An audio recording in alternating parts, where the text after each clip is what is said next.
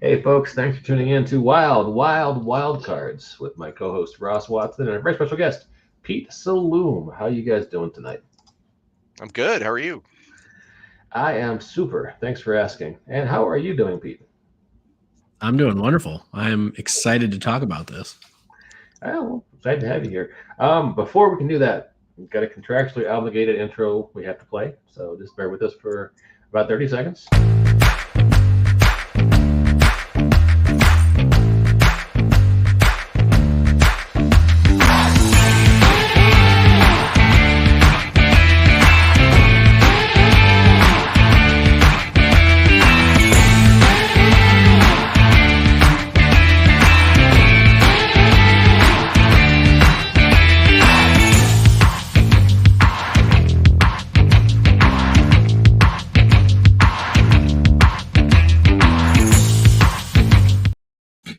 I was gonna let that go, but then it like just kept going. So that is our cool intro, and that assures you, gentle viewer, that this is a high quality, high production value podcast. No corners, cuts, just the finest, ethically sourced, gluten free, geeky conversation for your podcast listening pleasure. And Pete Saloom is an ace. He is a licensed Savage World publisher, Pear Tree Studio. Thanks for reaching out. Good to have you on tonight, sir. Awesome. Thank you for having me. I like what you're doing. We try. Now you want to talk about a couple of rules that you think are your favorite, and Ross, right over here, he loves rule conversation. So It's true. We actually one of our earlier shows was about the rules we love from Savage Worlds, and I remember bringing up dramatic tasks in that conversation. So now I want to hear from someone else what they love about dramatic tasks and quick encounters and other Savage Worlds rules. So Pete Saloom, how long have you been working with Savage World stuff?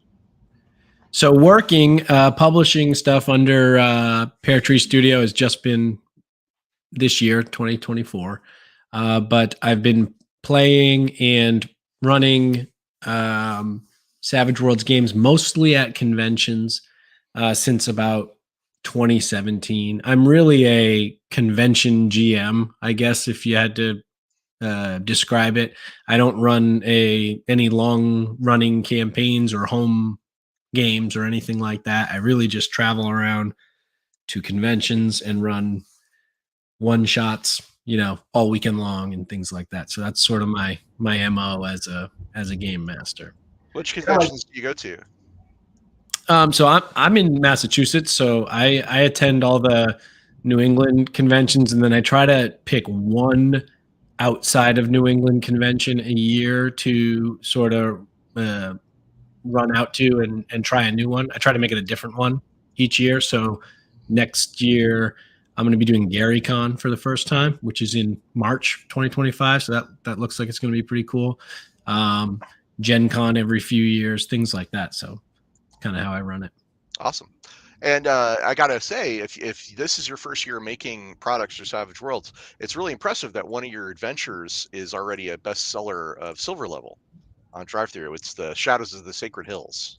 Yeah, that was the first adventure I released. It is climbing its way to Electrum as we speak, and I was, surprised pleasantly that with the success of it, my second release is I think is sitting copper level right now and just waiting to get to silver, pretty close there. So everything's going well, being well received.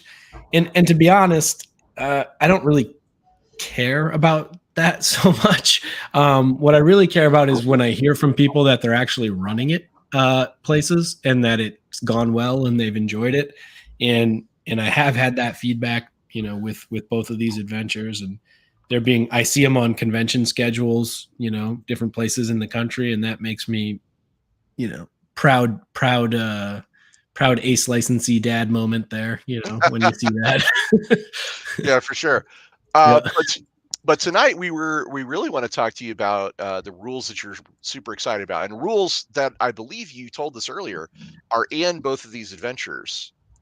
The dramatic tasks and the quick encounters. Why don't pick one of those and tell us what you like so much about them? Sure. I'll tell you what I like about both of them. First, I'm going to go ahead and say something that I hope is not polarizing, but who knows? And that is that I think that the Savage Worlds rule system as a whole actually depends on dramatic tasks and quick encounters as sort of linchpins that enable GMs to be able to hold up their end of the bargain when they're talking about fast, furious fun. They're mechanics that actually enable you to keep the pacing and the tension at a very high level without getting bogged down in the quagmire of rules complications. So if you took those out of Savage Worlds, I think you'd have a huge problem with the game.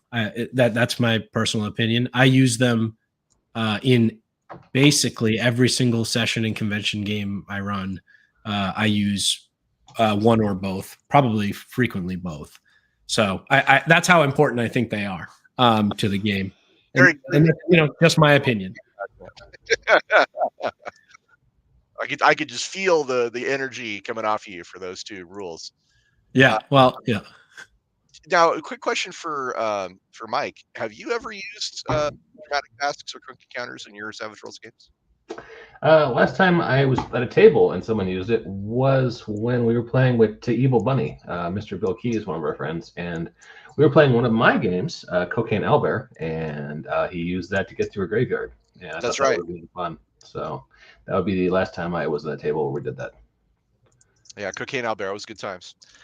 Could I ask how it went, or what your player experience was with that? It was a creepy graveyard, and we were playing woodland animals who were a little skittish about going through a creepy graveyard, especially when we were all coked up. And so these were a series of tasks to kind of, circumvent the scarier stuff while, keeping ourselves from freaking out. So it worked pretty well. I mean, there wasn't. I had some thoughts about how it could, there could have been a more combat-oriented threat there, but we had enough combat later, so it kind of balanced out. So, and we were on a clock. We had I want to say less than 2 hours for the game because we were broadcasting, so worked out pretty well. So, what do you think, Ross? You were there? Oh, I thought it was great, but then again, I mean, as I said earlier on, and as I said in the earlier show, I love dramatic tasks. So let's think of that. Why do you like dramatic tasks? What? Tell us. Yeah. Well, I could tell you, but I think I'd rather have Pete explain it because I bet he knows exactly why they're so good. Well, I'd be happy to tell you, and I think that's why I'm here. So. Would someone please talk about dramatic tasks? Enough vamping. Dramatic tasks, for me, the reason that they are the best is because in my GMing experience, they are some of the most tension-filled, most high-energy moments around the table. So when I'm running dramatic tasks at a convention, those are the times when people are standing up from their chairs. They are worried about what the next guy next to him is going to be rolling. They're looking at the amount of success tokens that are on the table in front of them, and they know the number that they need to achieve. And the tension is just as ratcheted up as high as it can be. And whenever we finish these games, it's always the thing that people come and talk to me about afterwards is, wow, that was really chaotic and tense, and we loved it. And so it's always a great way to drive tension at the table. Again, I only really run one shots. So the two biggest things that I deal with as sort of challenges as a GM are maintaining pacing in like a 4-hour time window, being able to get to everything, and creating that tension and that feeling of conclusion by the end of it. Those are the big pieces when you've only got one opportunity to do it, right? So dramatic tasks really help with that because they amp up the tension. For example, in Shadows of the Sacred Hills, the sort of most likely final conclusion of that adventure is a sort of a hybrid combat and dramatic task that centers around a ritual. And so that's very important for a bunch of the characters and the players around the table that they're sort of involved in that. They have sort of different agendas on how they want that to turn out. And so that's always like a high point of that game. Yeah, so I'm assuming your audience knows what dramatic tasks are and know the basic rules of how they operate. I don't know if we have to actually go into that or not. Well, I mean, the rule book exists. If people want to look it up, they can certainly do that. But I think I'm really interested here about like how you use it, because it sounds like you were just saying, you were just describing the climax of an adventure, which I think most of the time, at a convention especially, is like a big battle or a big fight. And you're like, well, it is a fight, but it's also, defusing a bomb or stopping a ritual or this other thing as well as a fight. So explain that to me. Let's talk about that big finale and how that works as a dramatic task. Sure. So I guess just spoiler alert here, but I don't think that's going to be a big deal. And so for example, in Shadows of Sacred Hills, there is the tribe involved in that adventure has a ceremony called the veil weaving ceremony. That's a very important sacred tradition for them, where they call upon their ancestors, and they're going to do that on this specific night. And the party, they don't really have any problem with that happening. In fact, they may even decide to help the tribe if they can in some way complete that ritual. But of course, at the same time, all hell breaks loose at the ritual site as the mobbed up townspeople decide to come up and get some revenge on the local tribe. And so what ensues is this very chaotic multi-round combination of combat and dramatic task. The way I balance that is I say any players that want to participate in the dramatic task portion of this on any given round only have to say so, and they may, and then their actions will be in pursuit of success tokens to pursue the resolution of the dramatic task. And if you don't, and you're worried about the dire wolves running out of the woods at you, and you need to deal with those, then you'll just act as normal in a combat round on your action card. And the choice is up to them, but ultimately they know these are the stakes, if the ritual doesn't go off. And so they're counting and they're making these calculations and they're talking to each other. A lot of metagaming, at the table, which I'm actually a fan of, and trying to figure out what's gonna work with them. And again, it really makes it tense. Nobody can have a wasted round. Nobody can say, I just kind of hang back and watch for the next thing, because just that amount of waste, somebody's going to say something like, no, you got to at least get a success token, or something. And so it gets chaotic and tense, and it does not always go the way they want it to. See, that's interesting. I like that you make it a choice for the character, and definitely they feel that stake if they're choosing not to participate and add tokens. Right. But I mean, isn't it possible though that you could abstract a rear guard action as a player's contribution? Yes, absolutely. Or you could even abstract it as one of the steps for the dramatic task. Yeah, totally. But I like the way you're doing it too. So to be clear, I mean, there's no wrong way here. Yeah, there's plenty of overlap, I think is what you're saying. And so for example, I might have a player say something like, look, I don't understand how to complete this ritual, and I don't really have any pertinent skills to help the chief, do this incantation. But what I'm going to do is I'm going to get in front of him with my 2 6-shooters out, and I'm going to be scaring off any opposition. And I'm going to do it in order to try to support him and make him feel safer. Right. So they're going to try to buff his role, by making him feel safer. To me, if people are that creative at the table, I'm always there's just zero reason for me to ever say no, so. Cool. What do you think, Mike? I think anything that increases player engagement in the narrative, especially when it's not their turn, is a beautiful thing. It stops the table talk, stops the guys building dice towers, stops people phone scrolling. So, are you a dice tower builder? You look like a dice tower builder, Ross, the way you're laughing. I've been a dice tower builder, yes. Yeah, the cell phones definitely go away during these. So that's always good. Well, it is. So one of the strengths of the dramatic task is it makes it a group effort, and there's not there's no card initiatives to necessarily get in the way. You basically just like, what are you doing? What are you doing? What are you doing? And everybody gets to have a chance to shine, basically one right after the other, which is that's a real alchemy at the table. Yeah, so I want to be clear that dramatic tasks do have an action card order, and quick encounters do not, and that's the big difference between them. The reason that's important is because in dramatic tasks, if your action card is a club, is any club, it indicates what do they call it? It's a complication, right? Right. And that's really important because a complication basically says whatever you're going to try and do, you're going to get a -2 modifier to that, and this is the big and if you fail on whatever you're doing, the totality of the dramatic task fails, which is like a hugely scary penalty, for some of these adventure-ending dramatic tasks.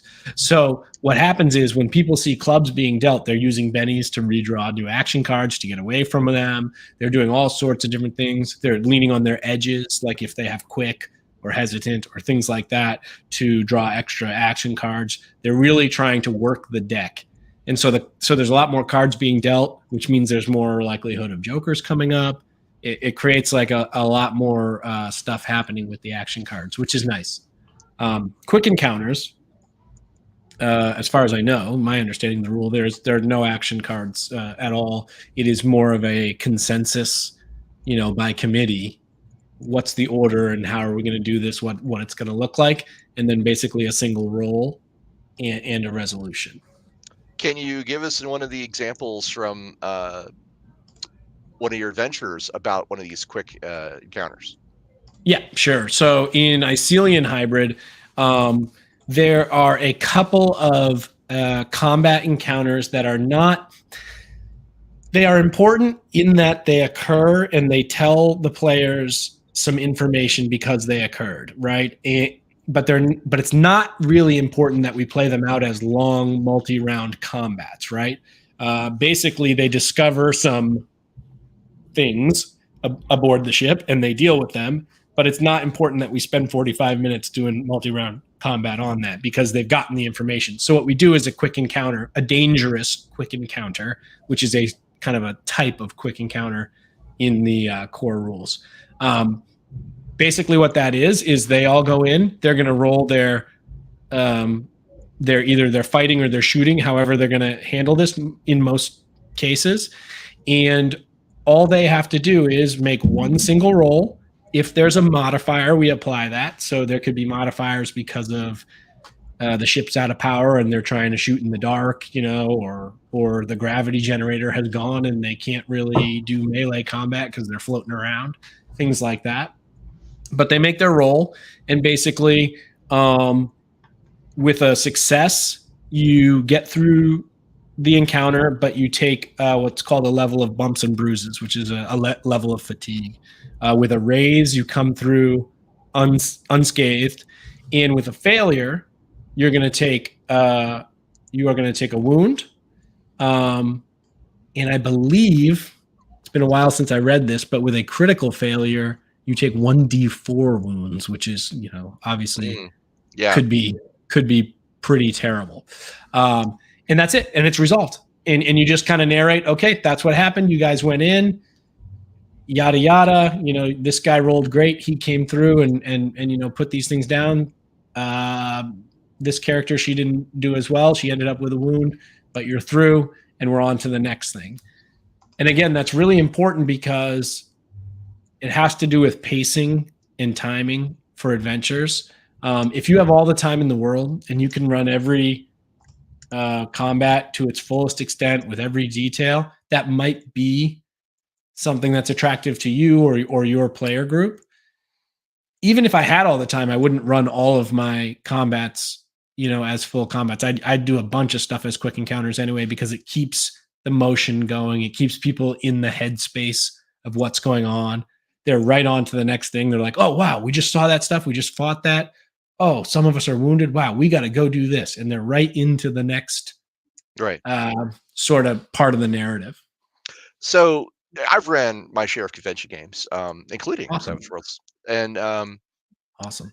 one thing I always like to do is start with a skirmish so that everyone learns how the rules work. They get all the cards, they get to do all their actions, and we kind of explain how everybody's stuff works. Um, and obviously, that is not a good time necessarily for a quick encounter, because that would No. get rid of the goal of teaching or reminding people about the rules and how the characters work. So what are some examples of things that you've come up with where you're like, I want to use a quick encounter instead of a combat here? So basically, I want to use a quick encounter anytime that I don't want to do what you just described, which is teach by letting people use all of the facets of their character sheet. Because I would have to say, if there's one downside about quick encounters, it is that you have players around the table, especially if they're new to the game and maybe don't understand or haven't heard of quick encounters yet. And they're looking at their character sheet and they're looking at these edges, right? And what are these edges that make my character particularly good at this thing? And they're not really going to get to use and utilize those in a quick encounter in the way that the rules intend them to be used. Okay. So I would say that's a downside. And from a teaching point of view, like you said, where you're trying to get people used to it, the quick encounter is not the way to teach that. So what I would do is I would, well, it's tricky. It's tricky in a 4-hour time slot, but what I would do is I would basically say, in a 4-hour time slot, there's probably only going to be one full combat in that whole thing. Maybe there's going to be two. Sort of depends on what the adventure is and what the players do. And then what I do is I teach on the fly. I don't try to do things at the top of the session. I give about a 5-minute spiel on, this is Savage Worlds. These are the key things. And the things I talk about are the wild die, how that works, bennies, how they work, an example of a trait roll or a skill roll. And that's it. That's what I talk about. And then everything else, I just say, you tell me what you think your character would do. Don't worry about rules.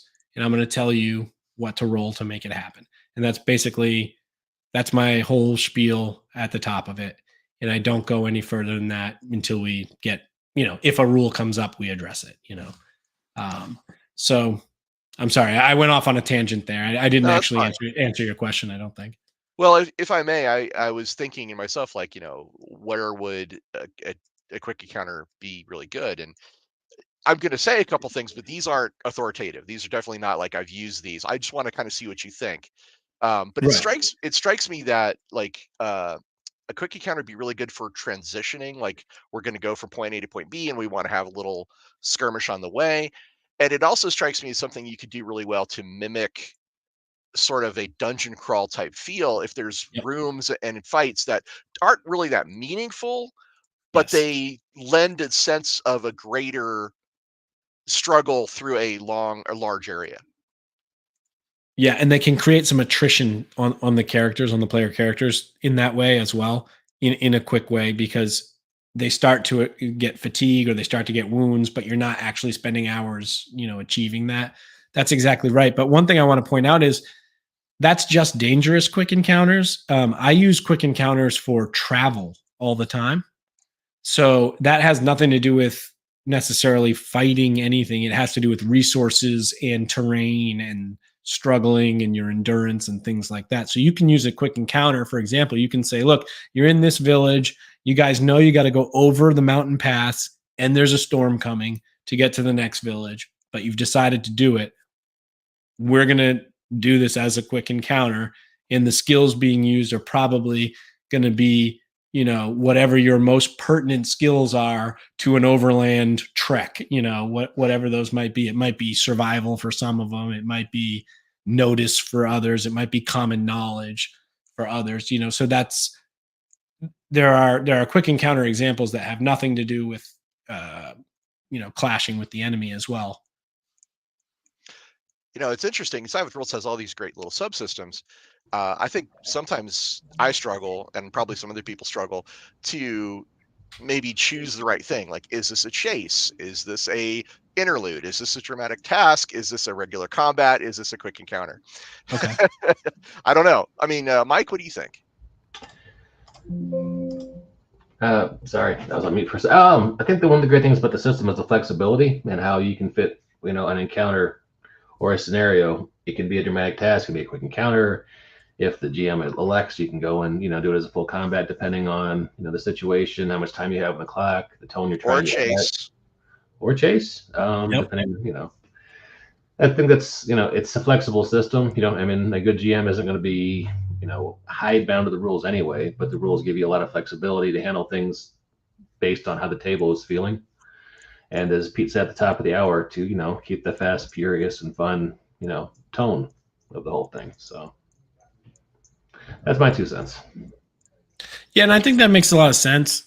It also speaks to the idea of like there might not be a total right or wrong on what you pick. It's not even, in my opinion, it's not even wrong to ask the players at the table, like, hey, so we've been playing for 2.5 hours. You want to handle this as a full blown combat, or you want to do this as a quick encounter? Like that to me is, in my style of GM, is that's totally fine. Like I don't have to have everything pre-designed before. This will definitely be a quick encounter. This will definitely be a set piece combat. It doesn't have to go that way. You can kind of see what works for what's going on at the table at the time. I'm a big fan of that kind of collaboration. I occasionally even say to a GM, so here's this NPC. How do you know him? What's your relationship with him? Or, with the right person that they're into it, they help. They're doing on the spot world building. They're more invested. And Yeah, I love that kind of thing. It doesn't work for every group, but with the right group, that can be a lot of fun.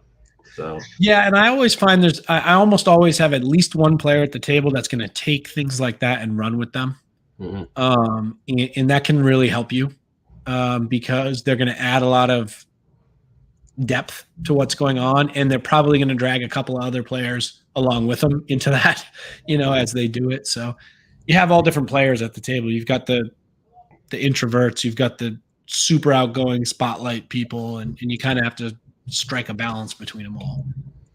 Yeah, there's room for everybody. Oh, sorry, go ahead, Russ. No, please finish. Oh, I was just agreeing with him on game management, player management. You got to throw a bone to the introverts, and while you're catering to the extroverts, you might just take all the spotlight time if you let them. So yeah, absolutely. And dramatic tasks actually helps with quieter, more introverted players as well, because the support aspect in dramatic tasks allows a player who doesn't feel like they have real extreme agency in this particular moment, meaning if the dramatic task is about delicately defusing this bomb and they're like the big goofy oaf or something, they might feel like I have to sit this one out in some situations, but they don't, because the rules for dramatic task are so open-ended that as long as they have some pertinent skills and they can say anything, almost anything justifiable to me that would help, their friends defuse this bomb, they're going to get a roll and be able to get success tokens. I was just about to say, we've been talking about all this flexibility, and we've been talking about all the ways that this is, it can be abstract, it can be this, it can be that. And all the GMs I know, the really good ones, have good improv skills, but being humans, we also have our fallbacks. And I was going to ask, for me specifically, what you just said, defusing a bomb is my go-to dramatic task. Like if I'm gonna put a dramatic task in a game, it's almost always going to be some variant of defusing a bomb, unless I'm doing it on the fly. What about you guys? Do you have a go-to for these kinds of encounters? You gotta write a haiku in a certain amount of time to really please the Emperor's concubine, who will let you win normally. But she's impatient. You gotta be fast, but you gotta be good. Sorry. Pete, what were you gonna say? Well, since he took the most common one, I'll think of some edge cases, I guess. But obviously the haiku one is, big. No, yeah, I don't actually think I've ever actually used it to diffuse a bomb. I know that is the common, trope example. I don't think I've actually used it to do that. I use it in a couple of different ways. One is to get something done in a system. So, for example, in Icelian Hybrid, there's a dramatic task in there where something goes wrong with the ship, and it kind of goes to red alert, and everybody has to do whatever it is their role is as crew on the ship to right the ship, get it back on course, kind of stabilize it, right? So that's completely open. That's like the navigator's like, yeah, I'm going to go find out where we are and what's going wrong. And the maintenance guy's like, I'm going to go crawl in a duct and look for, short-circuited wires and things like that. In Shadows of the Sacred Hills, that's more about a specific ritual that is being completed. And so the player choices there are all about either supporting the folks in some way doing the ritual or protecting them while it is happening from the chaos that is ensuing around them. There's another one I use that doesn't have a number of successes to be successful. So dramatic tasks usually are set at, there's different levels. There's challenging, difficult, and complex, and they each have different levels of successes needed to basically to succeed and win the dramatic task. But I use an open-ended one frequently, which is there's no top. It's just whatever the result is, that's how many successes you got, and the results of this kind of indicate what's going to happen next. An example would be there's a building on fire, and the party is going to go in and start grabbing people and rescuing them, and every rescue is a success token. And so rescue as many people as you can in X rounds, and we're going to tally up, what goes on at the end of, let's say, 3 rounds. We're going to tally up the successes. Well, those successes are people you saved. And so that's going to sort of impact the future of the adventure. So you can sometimes use it that way as well. That's one of the great things about role-playing is that all the mechanics really are just tools to exercise your imagination and find ways to, creatively solve a problem and interact with your fellow man while you're doing it. Like if you really wanted to, you could use 1001 Nights and do Shahrazad's Tales as a dramatic task. No, seriously, you could. I think that's awesome. Yeah, it's a valuable tool. Well, speaking of tools, Mike. Hey, sir, how dare you? How dare you? I am deeply offended, sir. You have offended my dignity. I was going to ask if you have any final thoughts on these particular rules. I'm afraid I don't, but Pete, it's been a pleasure talking to you. Love to have you come back, sir. Yeah, I'll come back and chat with you anytime. This has been great. Yeah. Oh, hey, before we go, because I'm a consummate professional, I have created a tiny URL for Pete's Studio. tinyurl.com/Pear Tree Studios. Go there now. Check out Pete's 2 awesome adventures. And awesome. Thank you. Yeah. We'd also be remiss if we didn't mention our sponsor. Our sponsor. I'm sorry. That's important. That is very important. And it's the background currently. We can't see this. Hang on. Let me make sure. Just hide as much of it as possible. That's the goal. Yeah, I believe I can see about 14% of the logo at this time. Yeah. Let me. I'll dig it up. I'm sorry. You were Star Anvil Studios graciously sponsors the Wildcards podcast, and we are very thankful. Thank you, Russ, and your colleague Brandon. We really appreciate you guys. For sure, but it's also important to recognize talents like Pete and the Pear Tree Studio. So you guys should go check out those adventures. One of them's a silver on its way to Electrum, and the other one looks really cool, and I want to know more about it. So thank you so much for coming on with us. Thanks for having me, guys. Appreciate it. And thanks to all of our listeners who checked us out tonight, and we will catch you next time on Wildcards. Almost off the air, so close. Lean into it. It's awkward.